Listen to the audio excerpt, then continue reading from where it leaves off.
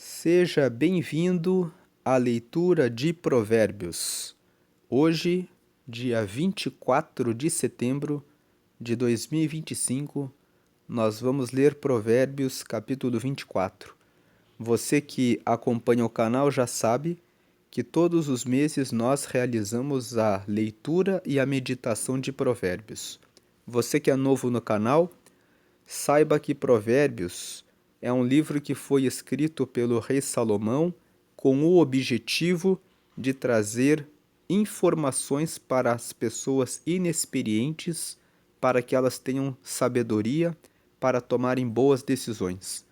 É um livro que foi escrito para os moços, para os jovens, para aqueles que não têm nenhuma experiência de vida, para que ao lerem esses provérbios tenham conhecimento sobre tomada de decisões, para que sejam bem-sucedidos em tudo o que fizerem. E é um livro que também foi escrito para os sábios, para que eles reflitam e aprendam mais a sabedoria e tomem decisões ainda muito melhores. Então, o livro de Provérbios está na Bíblia para trazer conhecimento para ter uma vida bem-sucedida. E o livro de Provérbios tem 31 capítulos, então você pode ler o livro de Provérbios todos os meses. Nos meses com 30 dias, você realiza a leitura dos capítulos 30 e 31 no dia 30, como nós vamos fazer nesse mês de setembro. Em fevereiro, você pode ler os capítulos 1 e 2 no dia 1º, os capítulos 8 e 9 no dia 7 e os capítulos 30 e 31 no dia 28. Quando você lê Provérbios todos os meses, você vai tomando decisões melhores. No final de 2 anos, você leu, meditou e aplicou 24 vezes Provérbios. Então, depois de 2 anos treinando essa leitura e a sua prática, você toma decisões mais inteligentes. Tem um livro que fala que se você medita em Provérbios todos os meses, por 5 anos, você prospera em todas as áreas. Por quê? Porque 12 meses vezes 5 anos corresponde a 60 vezes que você leu Provérbios e colocou em prática. Então, se você ler Provérbios e colocar em prática todos os meses, depois de 5 anos você terá colocado em prática 60 vezes cada ensinamento que vai levar você a ser bem-sucedido, a ser uma pessoa bem-sucedida.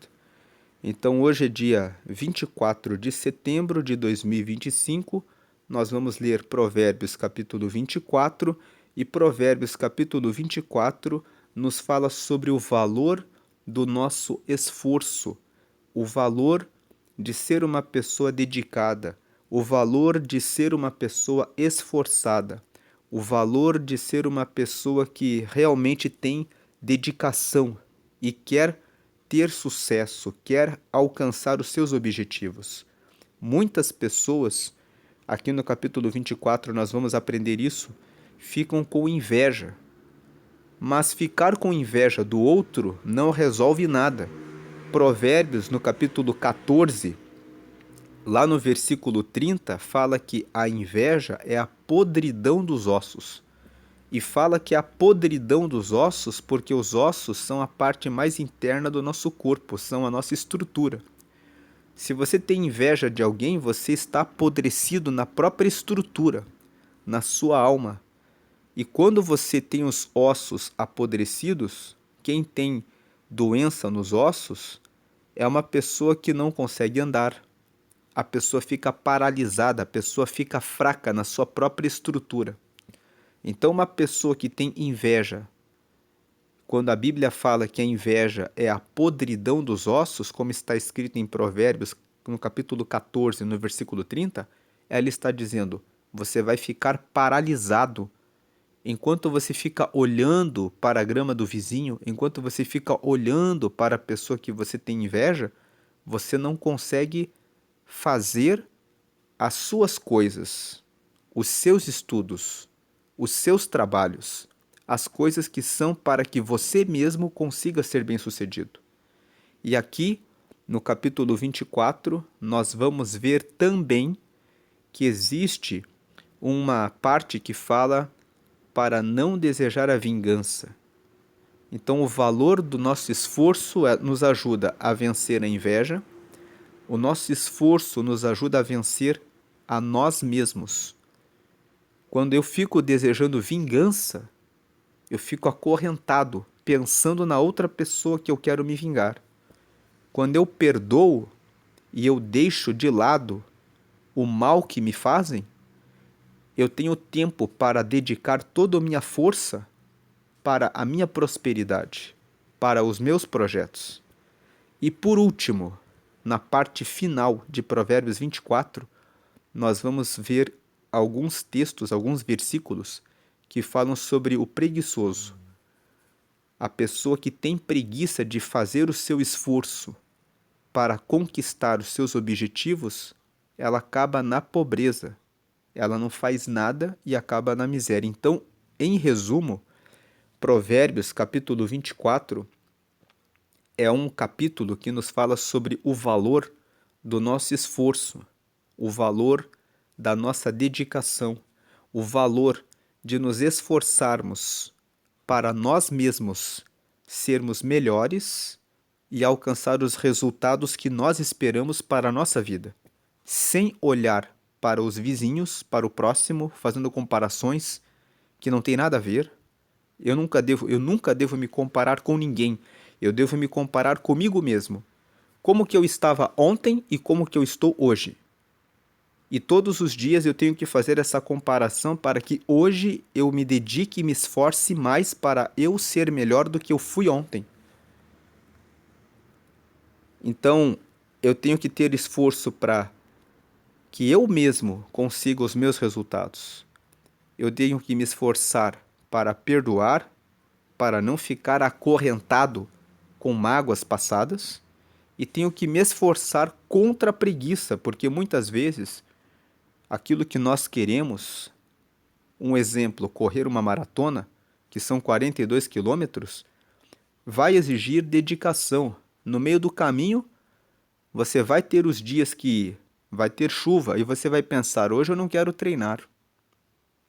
Vai ter no meio do caminho um dia que você não está muito bem, mas aquele que se esforça e vence a preguiça, cruza a linha da chegada e conquista o seu objetivo. Então vamos aqui à leitura de Provérbios 24. Versículo 1. Não tenha inveja dos maus, nem procure ter amizade com eles. 2. Eles só pensam em violências e quando falam é para ferir alguém. Então os versículos 1 e 2 estão dizendo, não fique com inveja, né? A ideia aqui é, não tenha inveja de quem pratica a maldade. Eles podem até ficar bem-sucedidos, mas eles estão ganhando enganando os outros. Eles estão ganhando fazendo mal. Mas a lição que nós devemos pegar para a nossa vida é, não tenha inveja de ninguém, nem das pessoas que prosperam fazendo a coisa certa. Nós precisamos fazer o nosso próprio esforço para alcançar os nossos objetivos. Não há motivo. Quem está correndo atrás do seu próprio objetivo não tem tempo de ficar com inveja de ninguém, muito menos dos maus. Versículo 3 e 4. Com a sabedoria se constrói o lar, e sobre a prudência ele se firma. 4. Na casa da pessoa sábia, os quartos ficam cheios de coisas bonitas e de valor. Então aqui o versículo 3.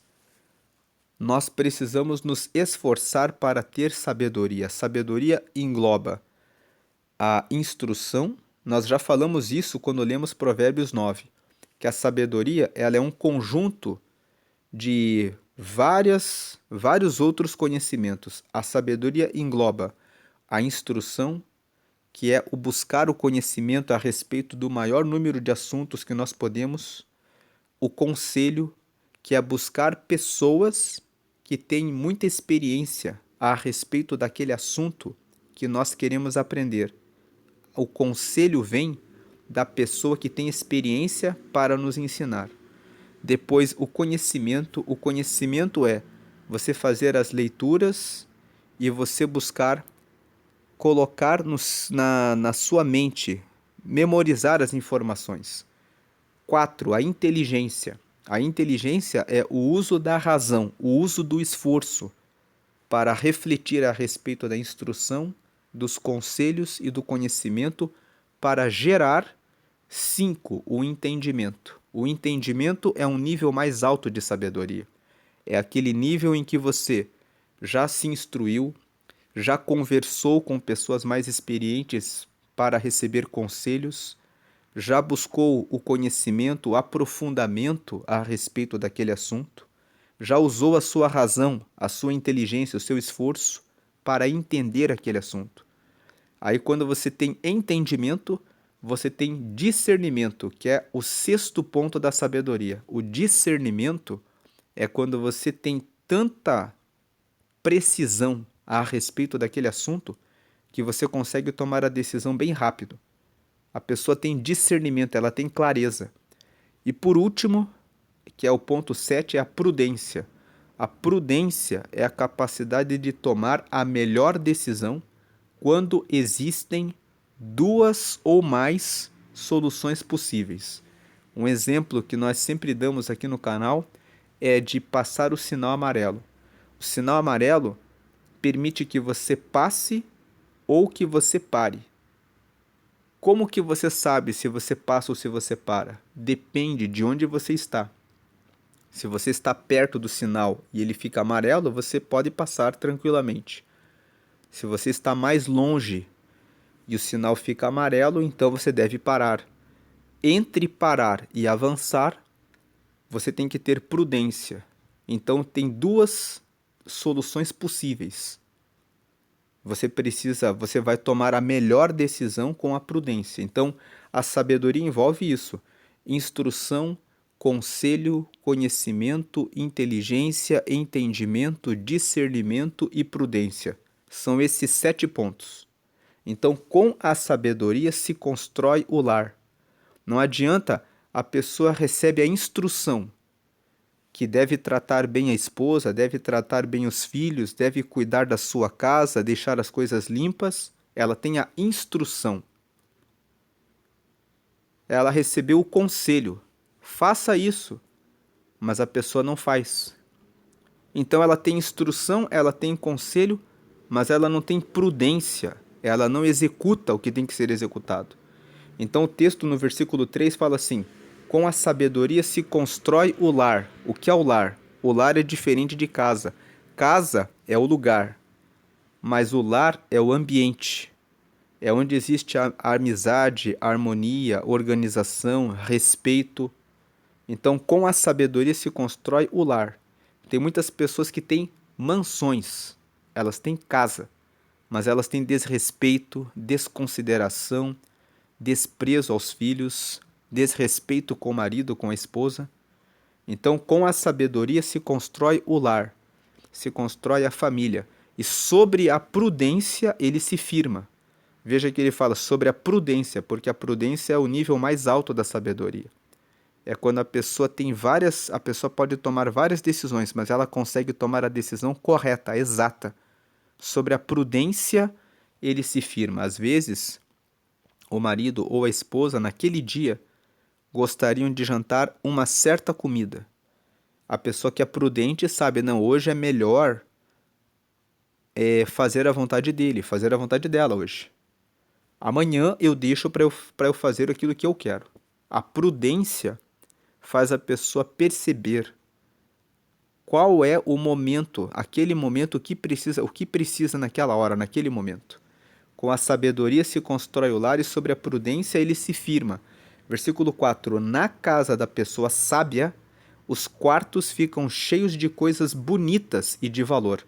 Então a pessoa que tem sabedoria, ela não gasta o dinheiro comprando coisas que não têm valor.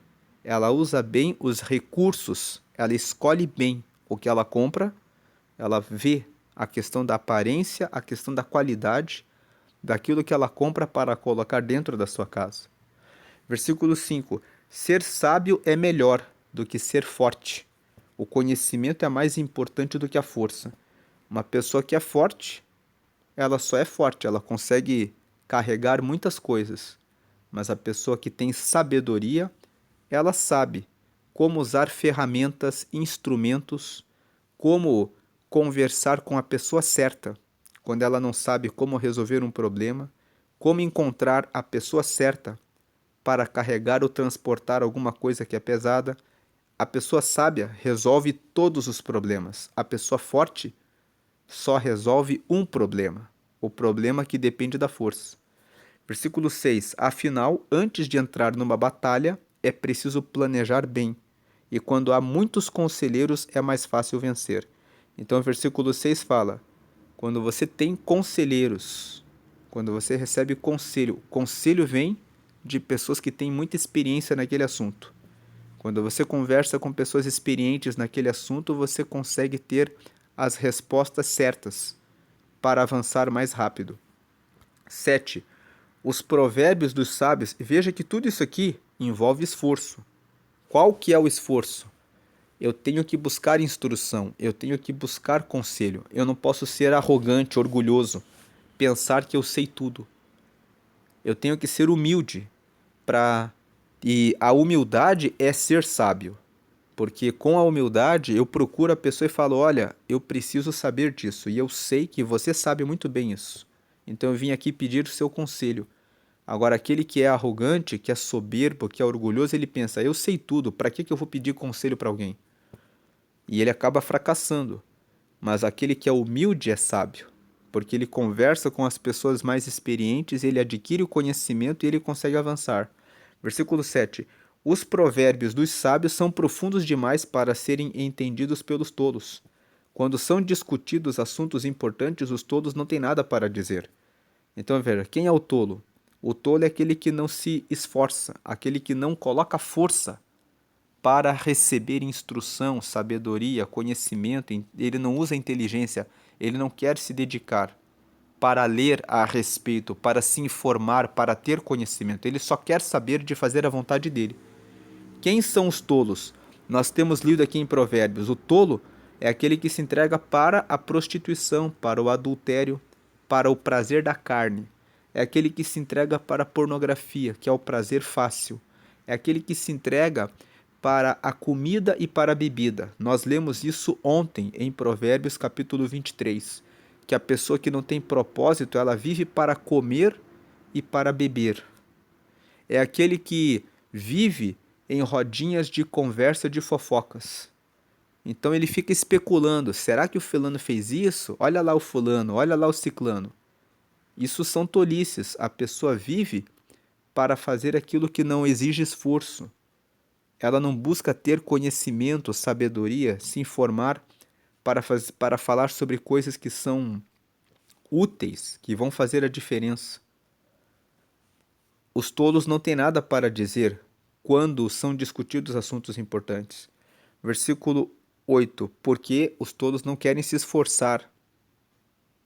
Versículo 8. Quem planeja o mal será chamado de criador de problemas. Versículo 9. Os planos dos que não têm juízo são pecados. Todos odeiam quem vive zombando dos outros. Então, os planos de quem não tem juízo são pecados. A palavra pecado significa errar o alvo, errar o objetivo. Por isso que nós dizemos que beber é pecado. Porque a pessoa que bebe, ela erra o alvo de cuidar da saúde para que possa ter uma vida boa, uma vida feliz. Deus não criou ninguém para viver embriagado. Deus não criou ninguém para depender de drogas. Deus não criou ninguém para viver de parceiro em parceiro, de parceira em parceira. Deus criou a família. Deus criou a saúde. Deus criou a comunhão com Ele, para que quem tem comunhão com Ele viva em paz e tenha alegria para viver essa vida buscando seus objetivos. Agora, os seres humanos inventaram a droga, inventaram a ideia de: experimente essa pílula, beba um pouco e você vai ficar aliviado. Fume um pouco e você vai ficar mais tranquilo. Essas coisas são invenções do homem. Você deve ficar com muitas pessoas, que daí você vai curtir a vida. É uma invenção dos seres humanos. Essas ideias que erram o objetivo. Todos odeiam quem vive zombando dos outros. Versículo 10. Quem é fraco numa crise é realmente fraco. O versículo 10 fala: se você não se esforça, quando você encontra uma crise, você não vai passar aquela barreira. Você se mostra fraco, você não se esforça, então você vai ficar ali naquela parede. Não vai passar de fase, não vai passar de nível. Vai ficar realmente onde está. Quem é fraco numa crise é realmente fraco. Quem não passa, quem não se esforça, quem não quer fazer a força para pular o obstáculo, vai ficar ali, caído, apagado, sem força. Versículo 11. Procure salvar quem está sendo arrastado para a morte. 12. Você pode dizer que o problema não é seu, mas Deus conhece o seu coração e sabe os seus motivos. Ele pagará de acordo com o que cada um fizer. Os versículos 11 e 12 falam a respeito daquele que pensa assim: ema, ema, ema, cada um com seus problemas. Tem algumas pessoas que cantam dizem isso. Só que esse lema do ema, ema, ema, cada um com seu problema, é o que muitas vezes faz surgir o ladrão, o homicida, o bandido. Porque você fala assim: a pessoa que se lasque com o problema dela. Só que daí aquela pessoa procura ajuda, ela não sabe como resolver o problema dela, ela fica angustiada e a reação, a resposta que ela tem muitas vezes é: vou matar, vou roubar, vou agredir, vou violentar, porque a pessoa não consegue pensar em uma saída. E se você tem a saída e pode ajudar a pessoa e você fala o problema é dela, Deus está vendo que você podia ter feito alguma coisa e você não fez. E Deus sabe qual o motivo. Muitas vezes é preguiça, muitas vezes é falta de amor. No caso dos pais em relação aos filhos, é descumprimento da palavra de Deus. Porque tem vários versículos que falam para os pais: eduquem os seus filhos.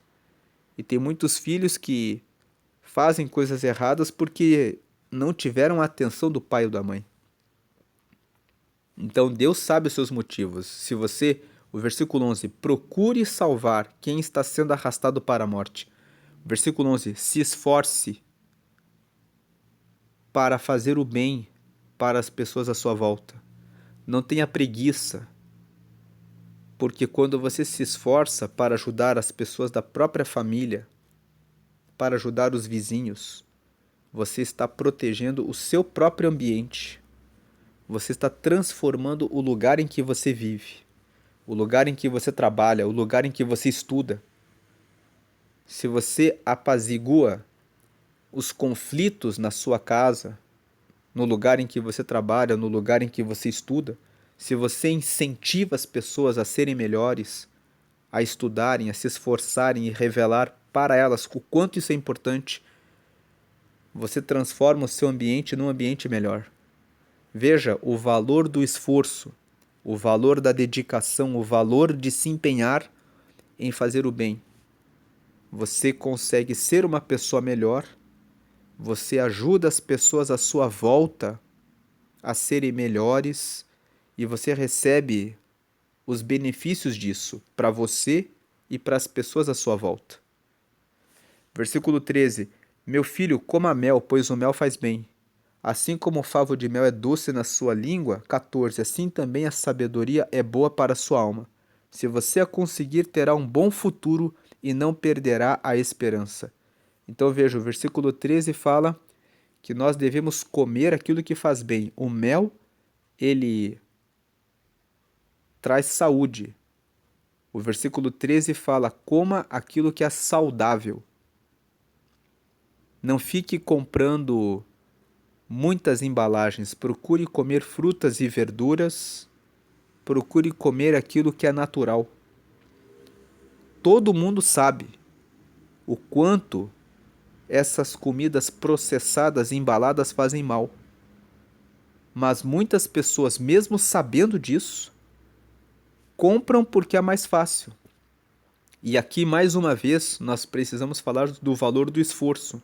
Muitas vezes a preguiça de preparar as refeições, a preguiça de voltar e ter aquela hora a mais preparando a comida saudável é o que tem matado muitas pessoas. É o que tem trazido diabetes, hipertensão, vários problemas de saúde. Essas comidas embaladas têm muito sódio, têm muito açúcar. Então, meu filho, coma mel, pois o mel faz bem. Tenha o esforço de preparar comidas saudáveis para que você fique bem. Assim como o favo de mel é doce na sua língua, assim como é agradável o favo de mel na língua, o paladar é bom, assim também a sabedoria é boa para a sua alma. Quando você tem a sabedoria, se você a conseguir, você terá um bom futuro e não perderá a esperança. Vale a pena o esforço para receber a sabedoria? Vale a pena o esforço para buscar instrução, para ouvir as pessoas que trazem conselho, para receber conhecimento, para usar a sua inteligência, o seu esforço para ter entendimento das coisas, para ter discernimento, que é a clareza e a prudência para tomar a decisão melhor? Claro que vale. Por isso que vale a pena todo esforço em buscar a sabedoria. Aquele que achar a sabedoria, isso vai ser bom para a sua alma. Você vai encontrar, muitas pessoas não têm sabedoria. O que é a alma? Nós temos espírito, alma e corpo. O nosso espírito está com Deus quando nós ligamos o nosso espírito com Deus, orando, jejuando, lendo a Bíblia. A nossa alma tem os nossos pensamentos impactam nos nossos desejos e nas nossas vontades. Se os nossos pensamentos estão em desequilíbrio, nós queremos comer em excesso ou queremos ficar sem comer em razão de uma depressão ou tristeza. Se os nossos pensamentos estão tratados, a nossa alma, os nossos desejos e as nossas vontades ficam em equilíbrio. Então nós comemos de maneira adequada, praticamos atividade física, realizamos a leitura da palavra, buscamos frutificar na nossa casa e à nossa volta. Então a sabedoria, ela é boa para a alma, porque ela trabalha nos nossos pensamentos, nos nossos desejos e na nossa vontade. Pessoas que estão com desequilíbrio na sabedoria muitas vezes são consumistas. Compram, compram, compram, porque sentem um vazio. A alma não está farta. E isso impacta no corpo, porque a pessoa come demais ou come de menos, e ela come coisas que não são agradáveis, e o corpo dela vai ficando, vai recebendo os efeitos da falta de sabedoria. Então, se você a conseguir, terá um bom futuro e não perderá a esperança. Você não vai perder a esperança. Quando você tem sabedoria, quando você passa por uma crise, por uma situação difícil, você sabe, isso aqui vai passar. Eu sei que pode ser um pouco desafiador passar por isso nesse momento, mas eu tenho esperança. Eu sei que eu posso esperar dias melhores. Agora, aquele que não sabe o que fazer, se desespera e muitas vezes cai na ruína, porque não consegue esperar, não tem esperança no futuro. Versículo 15. Você, homem perverso, não fique espiando a casa do homem honesto para assaltá-la. 16. A pessoa honesta pode cair muitas vezes, que sempre se levanta de novo, mas a desgraça acaba com os maus. Então os versículos 15 e 16 estão falando para quem é mau. Não fique espiando o próximo. Muitas vezes o mal, o perverso, é o invejoso. Ele fica espiando a casa do vizinho que está prosperando para desejar o mal, para cobiçar o que é do outro. Isso também é ser perverso. É ser uma pessoa que carrega a maldade no coração. Para que ficar invejando o vizinho? Isso é perverso. Faça o seu esforço.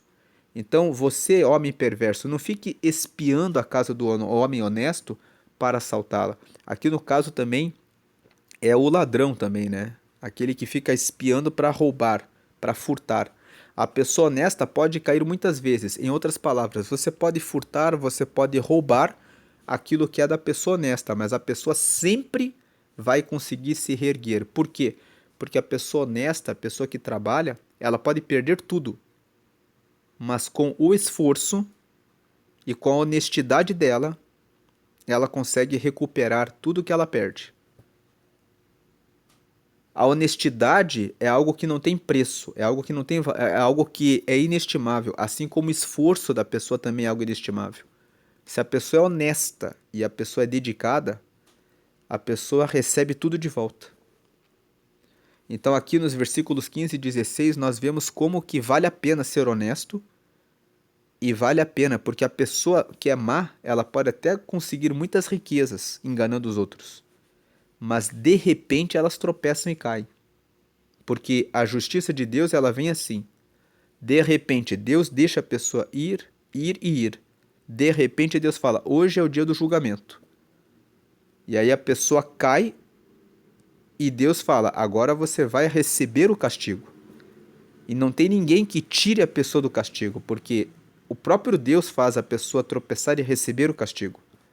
Agora, a pessoa que é honesta, ela pode ter sido furtada e roubada. Mas Deus também ajuda aquela pessoa. E com a honestidade e o esforço, ela recebe tudo de volta, porque a pessoa que tem dedicação e esforço, ela no meio da crise, no meio das situações difíceis, ela consegue vencer. Agora a desgraça acaba com os maus. 17. Não fique contente quando seu inimigo cair na desgraça. 18. O Senhor Deus vai saber que você ficou contente com isso e não vai gostar, e ele poderá parar de castigar esse inimigo. Então, o versículo 17 e 18 nos ensina a não ficar alegres com a desgraça do próximo, mesmo que seja o seu inimigo. Imagine, quem fica alegre com a desgraça do próximo, não para. Pense uma coisa, você ficaria contente quando você está na desgraça, de saber que as pessoas estão batendo palma e dizendo que bom que ele está na desgraça? Certamente que não. Então, a Bíblia, o segundo mandamento, fala assim: ama o teu próximo como a você mesmo. Não queira para os outros o que você não quer para você, nem para o seu inimigo. Versículo 19. Não se revolte por causa dos maus, nem tenha inveja deles. 20. Os pecadores, né? Pecador é aquele que faz a coisa errada. A palavra pecado significa errar o objetivo. Então, os que erram o objetivo da vida, o objetivo de fazer a coisa certa, eles não têm futuro. Eles são como uma luz que está se apagando. Versículo 21. Meu filho, tema a Deus. Temer a Deus significa ter respeito extremo. Então, meu filho, tenha absoluto respeito a Deus, que é o Senhor, e respeite as autoridades. Não se envolva com as pessoas que se revoltam contra eles. 22. Pois num instante elas podem se arruinar. Você pode fazer uma ideia da destruição que Deus ou as autoridades podem causar? O versículo 21 e 22 fala que nós devemos respeitar a Deus, que é a autoridade máxima, e devemos respeitar também as autoridades aqui da terra. Porque quando respeitamos as leis, podemos ter uma vida boa. Lá em Romanos, no capítulo 13, Paulo fala a mesma coisa, que devemos ter respeito às autoridades. Só não respeitamos as autoridades quando elas desrespeitam a Deus.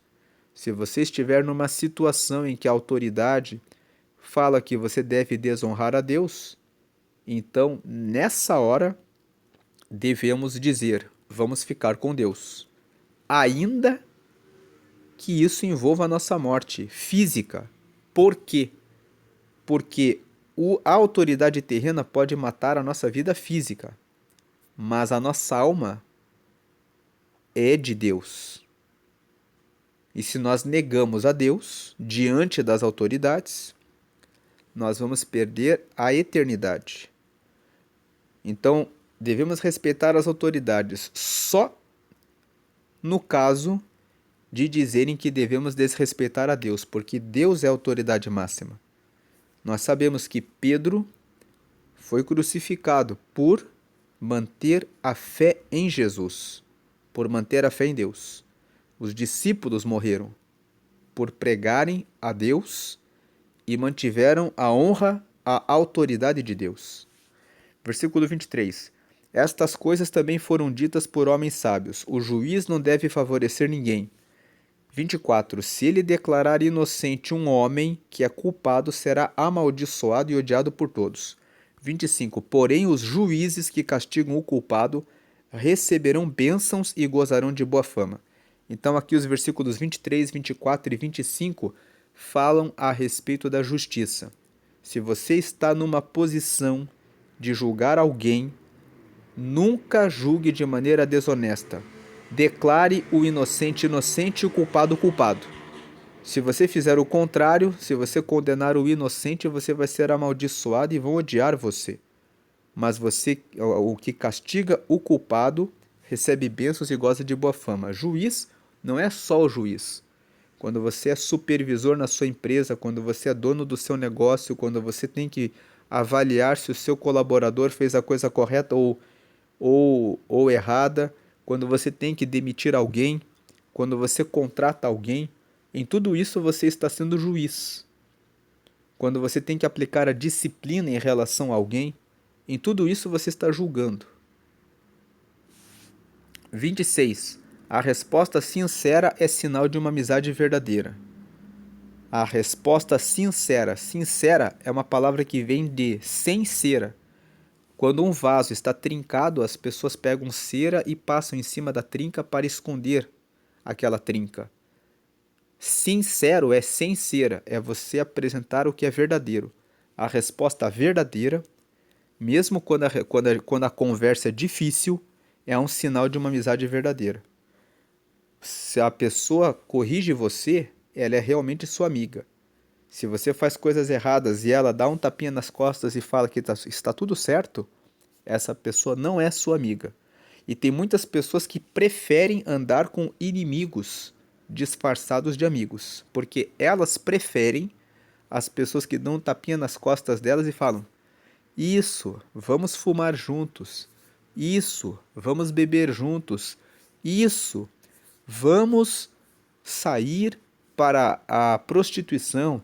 Isso, vamos praticar o adultério. Isso, vamos fazer isso de errado. E se você anda por esse caminho, você está andando com inimigos. Porque essas pessoas que estão puxando você para o lado errado são seus inimigos. Versículo 27. Não construa sua casa nem forme o seu lar até que as suas plantações estejam prontas e você esteja certo de que pode ganhar a vida. O versículo 27 fala sobre ter planejamento, que traz a orientação de que você deve cuidar da sua vida espiritual, da sua vida emocional e da sua vida financeira, para que você tenha recursos e condições para que você para que você construa a sua família. Você deve ter um plano para isso. Tem pessoas que querem construir uma casa, querem formar uma família, mas nem pensaram em cuidar da sua espiritualidade, da sua alma e dos seus recursos financeiros. Então, o versículo 27 fala: organize a sua vida. Faça um planejamento.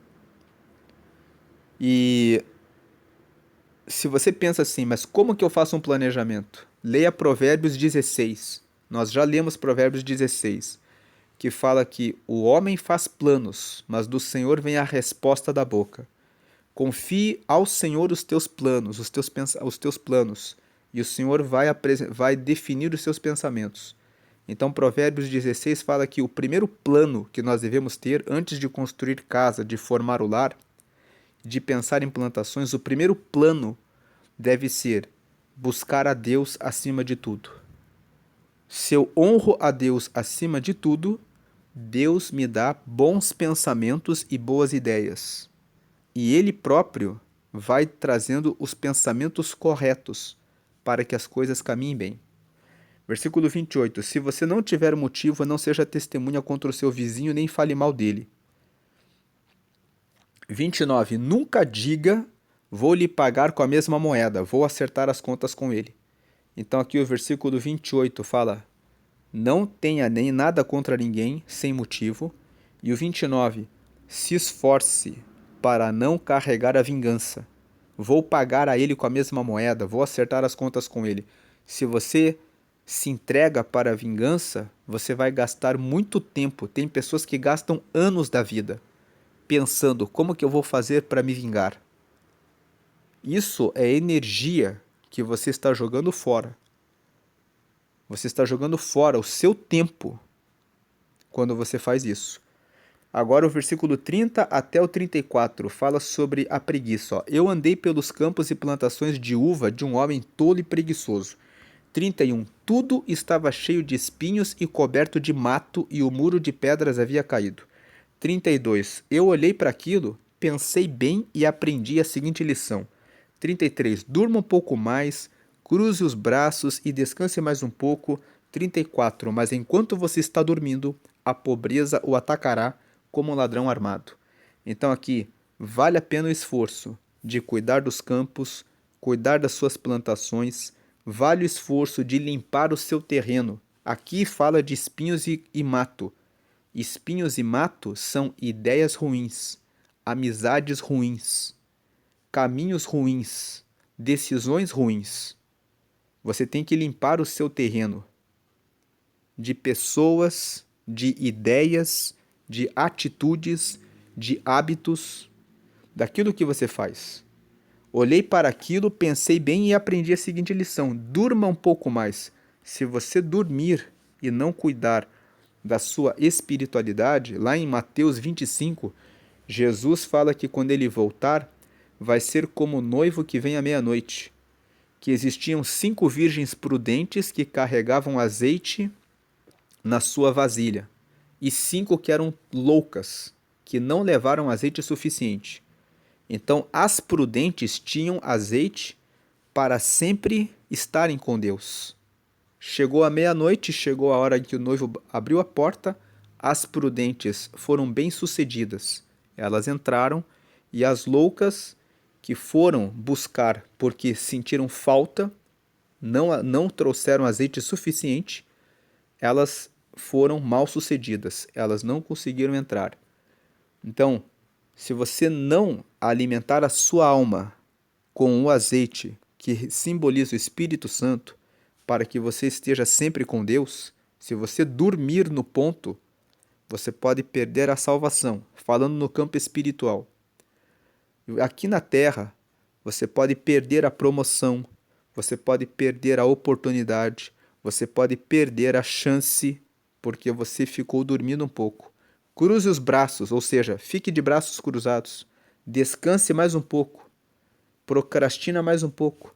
Mas enquanto você estiver dormindo, enquanto você estiver procrastinando, não fazendo o que tem que ser feito, enquanto você não estiver orando, não estiver lendo a Bíblia, não estiver cuidando dos seus pensamentos para alimentar a sua alma, a pobreza o atacará como um ladrão armado.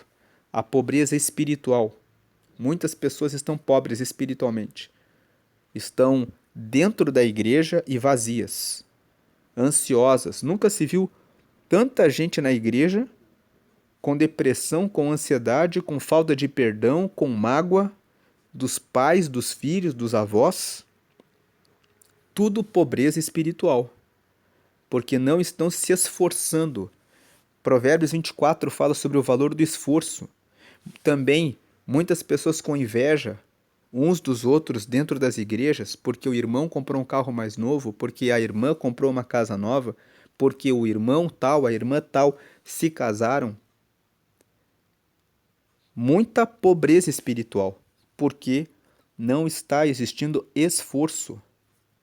Provérbios 24, aqui, ele é um convite para